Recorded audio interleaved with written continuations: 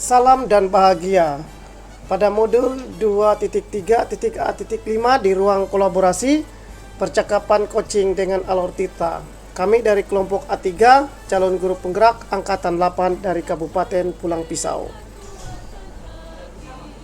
Kelompok 3, kami sendiri terdiri dari Eko Setiawan Ansel SPD sebagai observer, saya sendiri Sadi Marianus SPD sebagai coach, dan Toto Puji Haryanto SPD sebagai koci.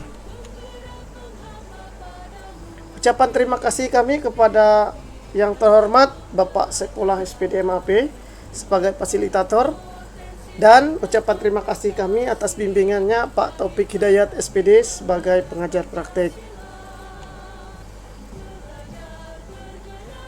Di sini kami mendefinisikan coaching adalah sebuah proses kolaborasi yang berfokus pada solusi, berorientasi pada hasil, dan sistematis, di mana coach memfasilitasi peningkatan atas performa kerja, pengalaman hidup, pembelajaran diri, dan pertumbuhan pribadi dari coach. Grant tahun 1999.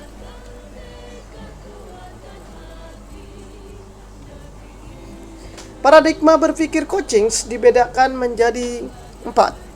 Yang pertama adalah fokus kepada coach. Yang kedua, bersikap terbuka dan ingin tahu.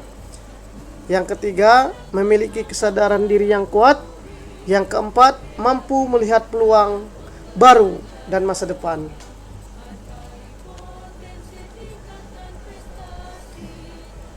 Prinsip coaching diantaranya yang pertama itu adalah kemitraan. Kemitraan itu di mana posisi coach terhadap coaching-nya adalah sebagai mitra. Itu berarti setara dalam coaching. Tidak ada yang lebih tinggi maupun lebih rendah. Yang kedua, prinsip coaching adalah proses kreatif, di mana dilakukan melalui percakapan dua arah, memicu proses berpikir coach, memetakan dan menggali situasi coach untuk menghasilkan ide-ide baru. Yang ketiga, memaksimalkan potensi, di mana di sini memaksimalkan potensi dan memperdayakan rekan sejawat atau coach. Percakapan perlu diakhiri dengan suatu rencana tindak lanjut yang diputuskan oleh rekan yang dikembangkan atau coach itu sendiri. Kompetensi inti coaching itu terdiri dari 3. Yang pertama adalah mengajukan pertanyaan berbobot.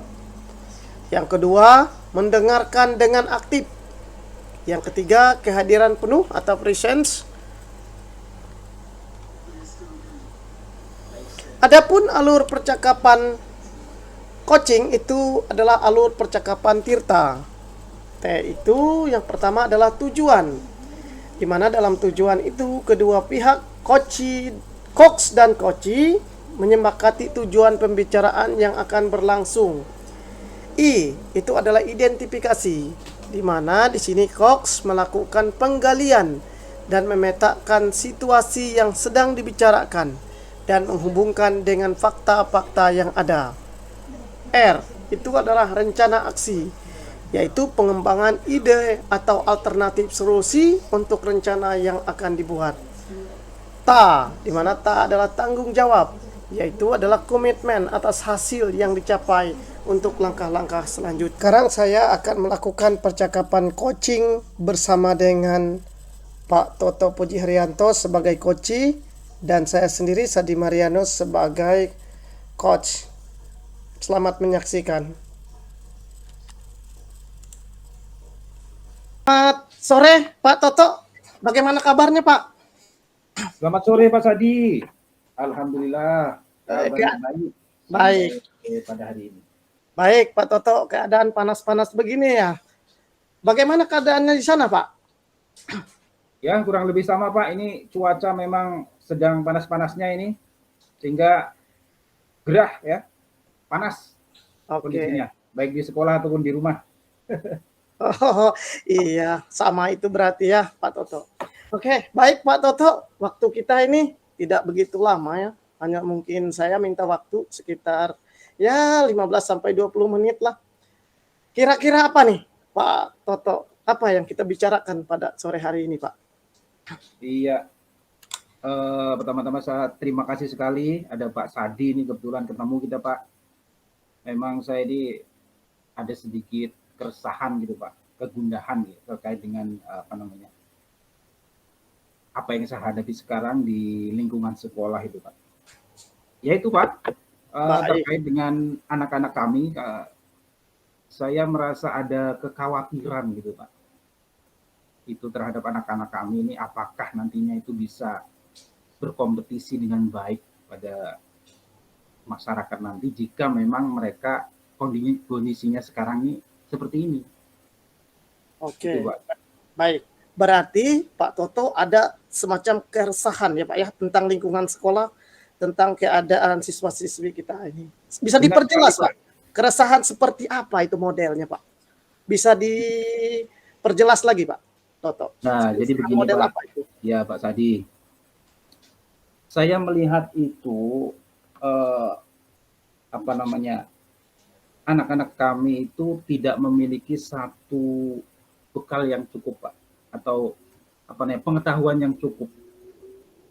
Jadi mereka juga tidak memiliki literasi yang baik, hanya miskin literasi, pengetahuannya kurang. Nah itu menjadi keresahan saya. Saya melihat bukannya saya membanding-bandingkan siswa-siswa kita, siswa yang ada di tempat lain di kota, mungkin mereka sudah sangat bagus gitu Pak. Mereka bisa mengikuti kompetisi-kompetisi tingkat nasional, tingkat internasional bahkan. Nah, sedangkan saya melihat anak-anak saya di sekolah ini masih berkutat dengan hal-hal yang seperti itu saja. Ya. Artinya ini menjadi keresahan saya tersendiri Pak, terutama di bidang mereka itu literasinya kurang, minat untuk membaca kurang, sehingga berefek pada pengetahuan yang kurang juga Pak, seperti itu. Baik, berarti anak-anak di sekolahnya Pak Toto itu literasi rendah sehingga pengetahuan yang didapat mereka rendah. Begitu ya Pak ya? Benar sekali Pak. Baik. Dari percakapan kita, kira-kira apa yang ingin Pak Toto dapatkan ya dari sore hari ini? Seperti apa gambarannya yang ingin Pak Toto dapat? Secara pribadi saya menginginkan agar dari percakapan ini bisa muncul satu penguatan terhadap diri saya, bagaimana agar nantinya lingkungan belajar kami di sekolah itu benar-benar mencerminkan lingkungan belajar yang baik, yang dimana siswa-siswanya juga haus terhadap ilmu, kemudian literasinya tinggi, minat membacanya tinggi, ya, kunjungan ke perpustakaannya juga tinggi kan, seperti itu Pak. Sebenarnya yang menjadi keinginan saya secara pribadi itu Pak. Baik. Lingkungan belajar yang baik, literasi yang tinggi, seperti itu ya. Betul, Pak Toto. Kalau Pak Toto lihat sekarang ini, literasi dan minat baca untuk pengetahuan yang didapatkan sebagai imbas dari itu seperti apa itu Pak? Maksudnya itu bisa dilihat sekarang, keadaan idealnya itu seperti apa? Yang memang ada di tempat Pak Toto. Ya, jadi berdasarkan apa yang saya lihat, apa yang saya pantau itu, saya juga pernah melakukan riset atau pemantauan sedikit itu terkait dengan kunjungan siswa di perpustakaan. Itu kalau saya lihat itu dalam seminggu itu tidak sampai 30% siswa yang masuk untuk berkunjung di yang tertera dalam buku tamu perpustakaan, itu yang pertama. Yang kedua, saya juga pernah melakukan pemantauan Pak terhadap aktivitas apa yang mereka lakukan ketika jam istirahat gitu, ya. Jadi saya masuk ke satu kelas, saya amati yang mereka lakukan, ternyata 70% mereka bermain game, ya, bermain game online. Artinya tidak memanfaatkan betul handphone yang mereka bawa itu untuk belajar, untuk membaca, untuk mencari pengetahuan lain. Artinya kalau bisa saya simpulkan itu berada pada level 4 mungkin Pak, dari skala sampai 10 itu. Baik, berarti level 4 ya Pak ya. Kalau dilihat dari level itu menurut pengamatan Pak Toto itu rendah apa tinggi itu Pak? 4 itu. Menurut saya ini masih rendah Pak. Rendah. Terus kalau Pak Toto misalkan ring 1 sampai 10 tadi ada di posisi ring 4, kira-kira mungkin nggak kalau itu bisa ditingkatkan sampai ring 10 Pak? Atau nilai maksimum? Oh gitu. memang sih agak memerlukan waktu Pak ya untuk bisa mencapai ke level tertingginya. Bisa saja Pak, kita punya optimisme bahwa dengan upaya yang kita lakukan secara bersama-sama mungkin saja itu bisa tercapai sampai nilai optimalnya gitu Pak. Oke, baik. Sekarang, kira-kira nih, apa ini rencana Pak Toto ini untuk mengatasi masalah ini, Pak? Kira-kira apa itu? Kalau melihat keadaan seperti itu, rencana Pak Toto seperti apa itu, Pak? Oh ya, jadi saya sempat berencana berpikir bagaimana caranya agar ada satu perubahan yang cukup signifikan lah terhadap budaya literasi di sekolah kan seperti itu.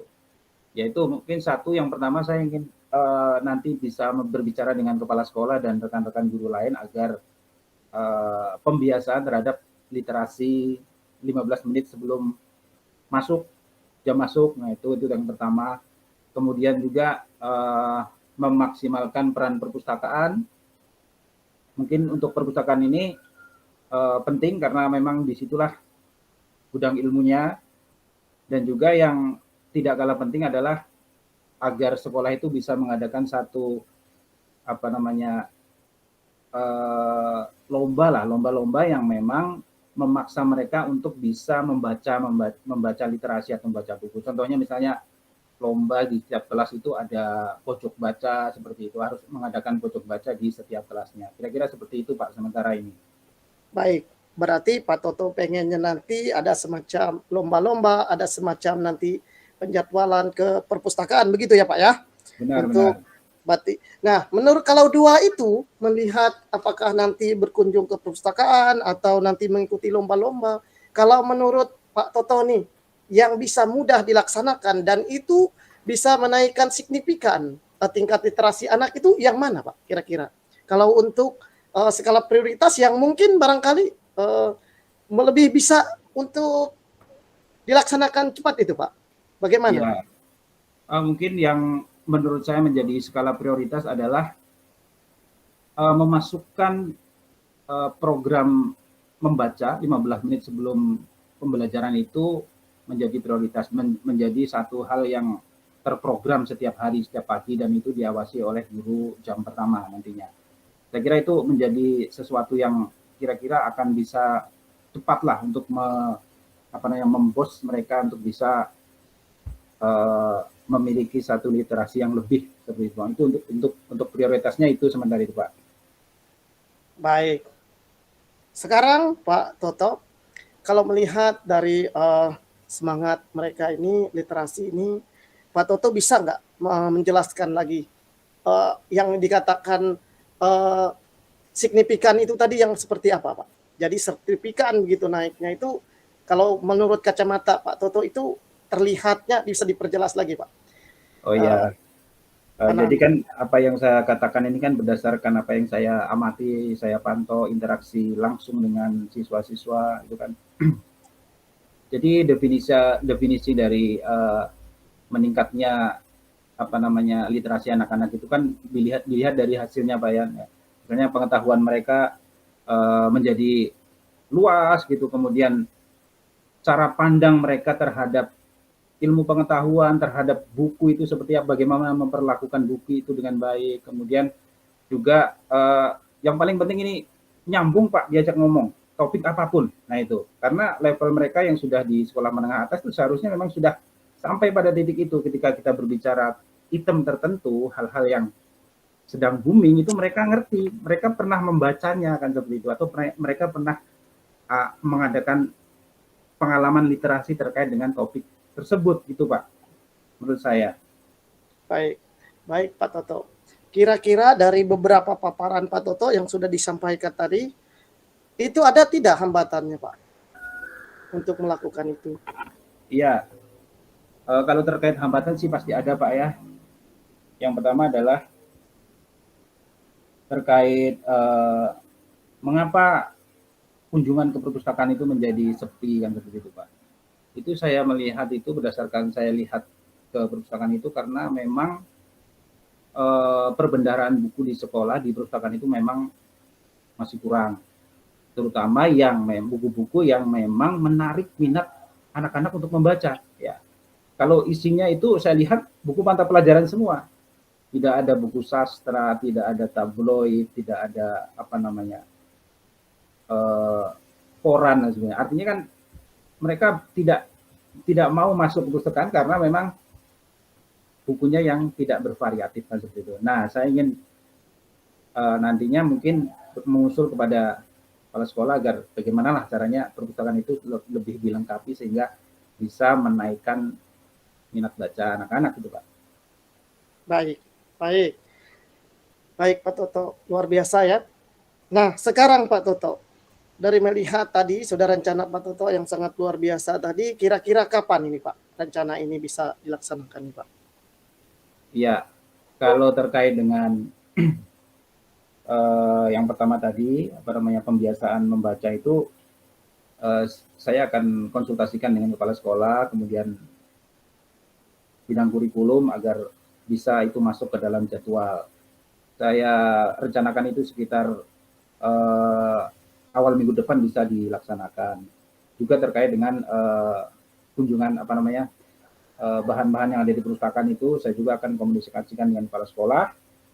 Kemudian terkait dengan lomba-lomba yang memantik siswa untuk lebih belajar membaca itu mungkin di event-event tertentu Pak ya, misalnya hari-hari besar atau apa kita laksanakan lah lomba-lomba seperti itu.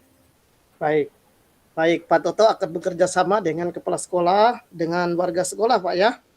Betul Pak Sadi. Berarti baik.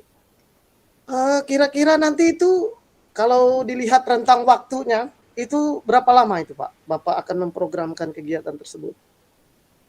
Ya, kalau dilihat dari rentang waktu itu kan namanya pembiasaan ini ya wajib secara berkelanjutan Pak ya. Tapi kita coba dulu dalam waktu 1 semester ini seperti apa perkembangannya. Kemudian nanti kita lakukan refleksi untuk bagaimana kelanjutannya seperti itu Pak. Tapi target yang pertamanya adalah waktu 6 bulan 1 semester bisa kita maksimalkan seperti itu Pak.